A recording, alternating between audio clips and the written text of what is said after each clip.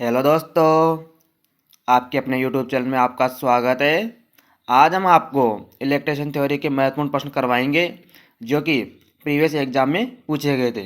यदि आपको वीडियो पसंद आए तो वीडियो को ज़्यादा से ज़्यादा शेयर करें।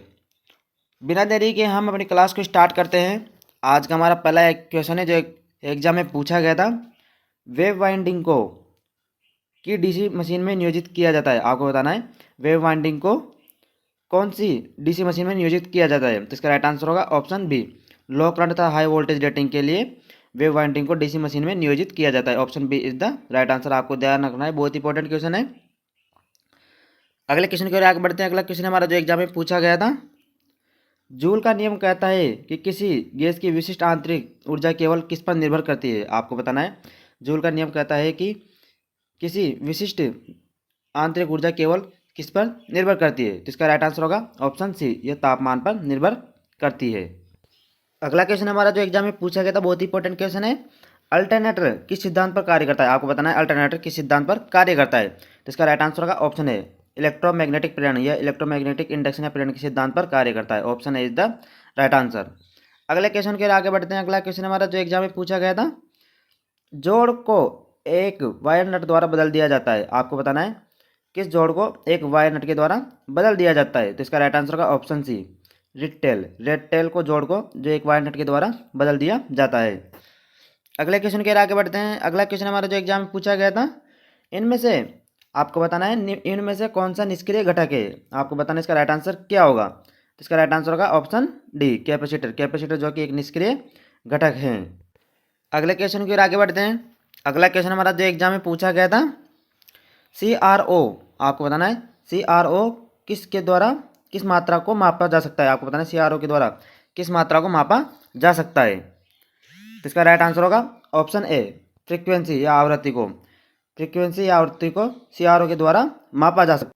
अगले क्वेश्चन के आगे बढ़ते हैं। अगला क्वेश्चन हमारा जो एग्जाम पूछा गया था, ट्रांसफार्मर में कंजर्वेटर का क्या कार्य होता है। आपको बताना है ट्रांसफार्मर में कंजर्वेटर का कार्य क्या होता है। तो इसका राइट आंसर होगा ऑप्शन डी, तेल में संकुचन और विस्तार में सहायता करने का कार्य होता है ट्रांसफार्मर में कंजर्वेटर का। बहुत इंपॉर्टेंट क्वेश्चन है, आपको ध्यान रखना है ट्रांसफार्मर में कंजर्वेटर का महत्वपूर्ण कार्य होता है तेल के संकुचन और विस्तार में सहायता करना। अगले क्वेश्चन के आगे बढ़ते हैं। अगला क्वेश्चन हमारा जो एग्जाम में पूछा गया था, डीसी मोटर का, आपको बताना है डीसी मोटर दे रखा है उसका नाम क्या है। बहुत ही इंपॉर्टेंट क्वेश्चन है, डीसी मोटर का क्या नाम है। इसका राइट आंसर है option A, DC shunt motor. यह दिया गया है जो कि डीसी शंट मोटर का चित्र दिया गया है क्योंकि इसमें आर्मेचर जो कि समांतर क्रम में लगा हुआ है, तो यह डीसी शंट मोटर का चित्र है। अगले क्वेश्चन के आगे बढ़ते हैं। अगला क्वेश्चन हमारा जो एग्जाम पूछा गया था, प्राथमिक उपचार में पीड़ित को CPR की आवश्यकता हो सकती है जिसका पूर्ण रूप क्या है। आपको बताना है CPR की फुल फॉर्म क्या होती है। तो इसका राइट आंसर का ऑप्शन है कार्डियो पल्मोनरी रिस्टेशन। ये इसकी फुल फॉर्म होती है, आपको ध्यान रखना है CPR की फुल फॉर्म होती है कार्डियो पल्मोनरी रिस्टेशन, इसकी फुल फॉर्म होती है। Option is the right answer. अगले क्वेश्चन के आगे बढ़ते हैं। अगला क्वेश्चन हमारा जो एग्जाम पूछा गया था, इलेक्ट्रोप्लेटिंग प्रक्रिया के लिए किस प्रकार के डीसी जनरेटर का उपयोग किया जाता है। आपको बताना है इलेक्ट्रोप्लेटिंग प्रक्रिया के लिए किस प्रकार के डीसी जनरेटर का उपयोग किया जाता है। तो इसका राइट आंसर होगा ऑप्शन ए, अलग से उत्तेजित शंट जनरेटर का इसमें प्रयोग किया जाता है। Option A is the right answer. अगले क्वेश्चन के आगे बढ़ते हैं। अगला क्वेश्चन हमारा जो एग्जाम पूछा गया था, 4 पोल डायनेमो में कुल 600 कंडक्टर होते हैं और यह 1000 के RPM से चलता है। यह लैप वाउंड है और इसका फ्लक्स पोल 0.064 वेबर है। तो प्रेरित विद्युत बल का मान क्या होगा। इसका राइट आंसर होगा ऑप्शन डी, 640 वोल्ट। क्योंकि क्योंकि E बराबर होता है 5Zn/60 इंटू P/A। तो इसके अंदर हम मान रख देंगे 5 का 0.064 इंटू N का मान रख देंगे 1000 इंटू Z का मान रख देंगे 600/60 इंटू, इसके अंदर दे रखा है पोल का मान 4 दे रखा है और उसमें लेफ्ट वाइंडिंग दे रखा है, तो नीचे भी 4 आ जाएगा, ए का मान भी 4 दे रखा है। तो इसको हल करेंगे तो इसका राइट आंसर आ जाएगा 640 वोल्ट। तो इसका राइट आंसर होगा option D is the right answer. अगले क्वेश्चन के आगे बढ़ते हैं। अगला क्वेश्चन हमारा जो एग्जाम में पूछा गया था, बहुत ही इंपॉर्टेंट क्वेश्चन है, एक जूल कुलाम के बराबर होता है। आपको बताना है एक जूल पर कुलाम जो कि किसके बराबर होता है। तो इसका राइट आंसर का ऑप्शन है 1 वोल्ट बराबर होता है 1 जूल पर कुलाम के बराबर होता है। Option A is the right answer. अगले क्वेश्चन के आगे बढ़ते हैं। अगला क्वेश्चन हमारा जो एग्जाम पूछा गया था, किरचॉफ ने के लिए नियम बताया, आपको बताना है किरचॉफ ने किसके लिए नियम बताया था, तो इसका राइट आंसर होगा ऑप्शन डी, धारा और वोल्टेज दोनों के लिए किरचॉफ ने नियम बताया था। Option D is the right answer. अगले क्वेश्चन के आगे बढ़ते हैं, बहुत इंपॉर्टेंट क्वेश्चन है। एक प्रेरक में परिवर्तन का विरोध करता है, आपको बताना है एक प्रेरक में परिवर्तन का विरोध कौन करता है, तो इसका राइट आंसर होगा ऑप्शन बी, धारा। एक प्रेरक होता है जो कि धारा में परिवर्तन होता है उसका विरोध करने का कार्य करता है, तो इसका राइट आंसर होगा ऑप्शन बी, एक प्रेरक जो कि धारा में परिवर्तन का विरोध करता है। अगले क्वेश्चन के आगे बढ़ते हैं। अगला क्वेश्चन हमारा जो एग्जाम में पूछा गया था, डीसी जनरेटरों में ओपन सर्किट विशेषता को के रूप में जाना जाता है, आपको बताना है डीसी जनरेटरों में ओपन सर्किट विशेषता को किसके रूप में जाना जाता है, तो इसका राइट आंसर होगा ऑप्शन बी, नो लोड संतृप्त विशेषता, इसे हम नो लोड संतृप्त विशेषता के रूप में जानते हैं। Option B is the right answer. अगले क्वेश्चन के आगे बढ़ते हैं। अगला क्वेश्चन हमारा जो एग्जाम में पूछा गया था, अगला क्वेश्चन हमारा वेट ग्राइंडर में किस प्रकार की मोटर का प्रयोग किया जाता है, आपको बताना है वेट ग्राइंडर होता है उसमें किस प्रकार की मोटर का प्रयोग किया जाता है, तो इसका राइट आंसर का आपको ध्यान रखना है option C, single phase induction motor, wet grinder में सिंगल फेज इंडक्शन मोटर का प्रयोग किया जाता है। बहुत इंपॉर्टेंट क्वेश्चन है। अगले क्वेश्चन के आगे बढ़ते हैं। अगला क्वेश्चन हमारा जो एग्जाम में पूछा गया था, टेस्ला टेस्ला की एक यूनिट है, आपको बताना है टेस्ला किसकी एक यूनिट है, तो इसका राइट आंसर होगा ऑप्शन सी, चुंबकीय फ्लक्स घनत्व, टेस्ला जो कि चुंबकीय फ्लक्स घनत्व की एक इकाई होती है। Option C is the right answer. अगले क्वेश्चन के आगे बढ़ते हैं। अगला क्वेश्चन हमारा जो एग्जाम में पूछा गया था, बहुत इंपॉर्टेंट क्वेश्चन है, पारगम्यता की यूनिट की इकाई क्या है, आपको बताना है पारगम्यता की यूनिट की इकाई क्या होती है, तो इसका राइट आंसर होगा option B, weber per ampere turn, weber per ampere turn जो कि पारगम्यता की यूनिट की इकाई होती है। Option B is the right answer.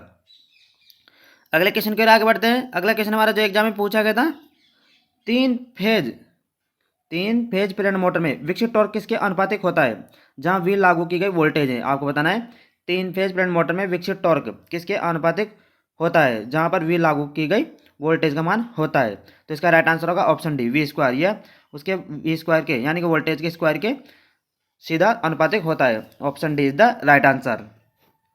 अगले क्वेश्चन के आगे बढ़ते हैं। अगला क्वेश्चन हमारा जो एग्जाम में पूछा गया था, सिंगल फेज इंडक्शन मोटर को स्टार्ट करने के लिए कौन सी विधि अपनाई जाती है, आपको बताना है सिंगल फेज इंडक्शन मोटर को स्टार्ट करने के लिए कौन सी विधि अपनाई जाती है, तो इसका राइट आंसर होगा ऑप्शन है स्प्लिट फेज विधि, इसके लिए स्प्लिट फेज विधि को अपनाया जाता है। ऑप्शन है इज द राइट आंसर। अगला क्वेश्चन की ओर आगे बढ़ते हैं। अगला क्वेश्चन हमारा, फील्ड टैपिंग स्पीड कंट्रोल विधि के साथ कौन सी सिंगल फेज मोटर को नियोजित की जाती है, आपको बताना है फील्ड टैपिंग स्पीड कंट्रोल विधि के साथ में कौन सी सिंगल फेज मोटर नियोजित की जाती है, तो इसका राइट आंसर का ऑप्शन है यूनिवर्सल मोटर, यूनिवर्सल मोटर्स में नियोजित की जाती है। ऑप्शन है इज द राइट आंसर। अगले क्वेश्चन के आगे बढ़ते हैं। तीन सॉकेट पिन में कौन सा पिन अधिक मोटा होता है, आपको बताना है तीन सॉकेट पिन होता है उसमें कौन सा पिन अधिक मोटा होता है, तो इसका राइट आंसर होगा अर्थ लाइन वाला पिन, अर्थ लाइन का पिन होता है वो सबसे ज़्यादा मोटा होता है। Option B is the right answer. अगले क्वेश्चन की ओर आगे बढ़ते हैं। अगला क्वेश्चन हमारा जो एग्जाम में पूछा गया था, आरादंती तरंग रूप के रूप में आरएमएस वोल्टेज को पिक वोल्टेज मानों के सीधा सीधा गुणा करके प्राप्त किया जा सकता है, आपको बताना है तरंग रूप के आरएमएस वोल्टेज को पिक वोल्टेज मानों के किससे गुणा करके सीधा प्राप्त किया जा सकता है, तो इसका राइट आंसर का ऑप्शन सी, 1/√3 से गुणा करके इसका मान सीधा प्राप्त किया जा सकता है। अगले क्वेश्चन की ओर आगे बढ़ते हैं। अगला क्वेश्चन हमारा, ट्रांसफार्मर के संदर्भ में ओ एफ ए एफ का पूर्ण रूप क्या है, आपको बताना ट्रांसफार्मर के संदर्भ में ओ एफ ए एफ का पूर्ण रूप क्या होता है, तो इसका राइट आंसर का option C, oil forced and forced, oil forced air forced इसका फुल फॉर्म होता है, आपको ध्यान रखना बहुत इंपॉर्टेंट क्वेश्चन है। ओ एफ ए एफ का पूर्ण रूप होता है oil forced air forced. Option C is the right answer. अगले क्वेश्चन के आगे बढ़ते हैं। अगला क्वेश्चन हमारा जो एग्जाम पूछा गया था, लोह चुंबकीय पदार्थ की चुंबकीय सुग्रहिता होती है, आपको बताना है लोह चुंबकीय पदार्थ की चुंबकीय सुग्रहिता देती है, तो इसका राइट आंसर होगा ऑप्शन ए, बड़ा धनात्मक मान, लोह चुंबकीय पदार्थ की चुंबकीय सुग्रहिता जो कि बड़ा धनात्मक मान देती है।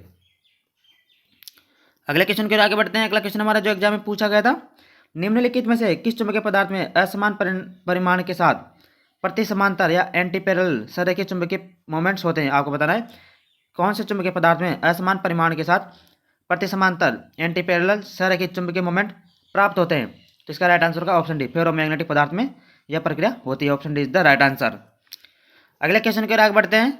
अगला क्वेश्चन जो एग्जाम पूछा गया था, लैंप के संदर्भ में एलपीएसवी का पूर्ण रूप क्या है, आपको बताना है लैंप के संदर्भ में एलपीएसवी का पूर्ण रूप क्या होता है, तो इसका राइट आंसर का ऑप्शन है लो प्रेशर सोडियम वेपर, इसका फुल फॉर्म है। ऑप्शन अगला क्वेश्चन है हमारा, जो कि बहुत इंपॉर्टेंट क्वेश्चन है। उस प्रतिरोधक का क्या नाम है जिसका प्रतिरोध आपतित प्रकाश की तीव्रता बढ़ने के साथ घटता है? आपको बताना है उस प्रतिरोधक का क्या नाम है जिसका प्रतिरोध आपतित प्रकाश की तीव्रता बढ़ती है तो उसका मान घटता है। तो इसका राइट आंसर का option D, light dependent register, LDR. LDR वह प्रतिरोधक है जिसका प्रतिरोध आपतित प्रकाश की तीव्रता बढ़ने के साथ ही घटता है। अगले क्वेश्चन के आगे बढ़ते हैं। अगला क्वेश्चन हमारा जो एग्जाम में पूछा गया था, कंसील्ड वायरिंग होती है, आपको बताना है कंसील्ड वायरिंग कहाँ पर की जाती है। तो इसका राइट आंसर का ऑप्शन ए, आर्द्रता से सुरक्षा करने के लिए कंसील्ड वायरिंग की जाती है। इसी के साथ आज की वीडियो हमारी यहीं समाप्त होती है। यदि आपको वीडियो अच्छी लगी हो तो हमारे चैनल को सब्सक्राइब जरूर करें और बेल आइकन को जरूर दबाएं। इसी के साथ हम अपनी वीडियो को यहीं समाप्त करते हैं। धन्यवाद।